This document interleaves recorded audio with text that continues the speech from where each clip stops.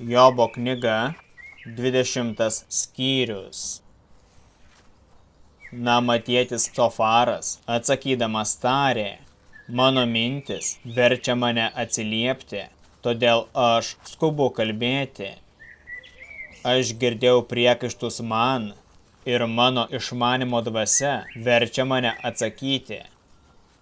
Ar nežinai, kad nuo seno, kai žmogus buvo įkurdintas žemėje, nedorėlių džiaugsmas trumpas ir veidmainių džiaugsmas tik akimirką?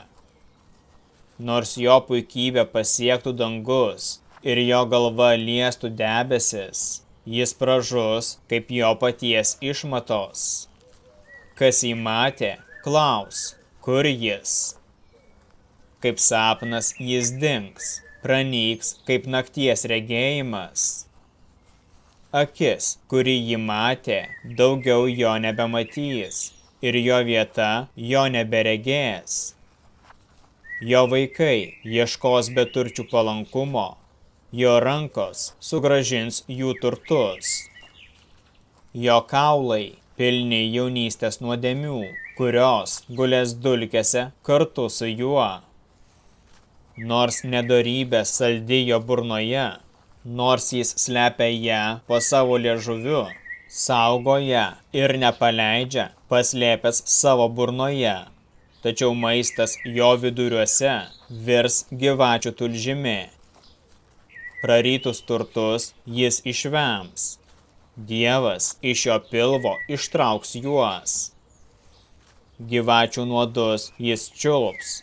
Jį nužudys angies liežuvis. Jis nematys upių ir upelių, tekančių medumi ir pienu. Ką jis uždirbo, turės atiduoti ir nepraris to. Jis atlygins savo turtais ir nepasidžiaugs jais.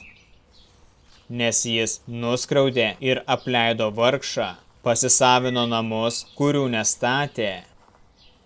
Jo godumui nebuvo ribų, bet jis nieko neišgelbės. Neliks jo valgio ir niekas nežiūrės į jo gerybės. Kai jis bus apsirūpinęs, jam bus ankšta, nelaimės rankos apims jį. Kai jis norės prikimšti savo pilvą, Dievas pasiūs savo rūstybę ant jo, išlies ją jam bevalgant. Jis bėgs nuo geležinio ginklo, bet jį pervers varinis lankas. Strėlė bus ištraukta iš jo kūno, žibantis antgalis bus išliejęs jo tulžį, siaubai apniks jį. Tamsa paslėpta jo viduje, praris jį ugnis, kurios niekas neužkūrė. Bus varginami tie, kas liks jo palapinėje. Dangus atskleis jo kaltę ir žemė sukils prieš jį.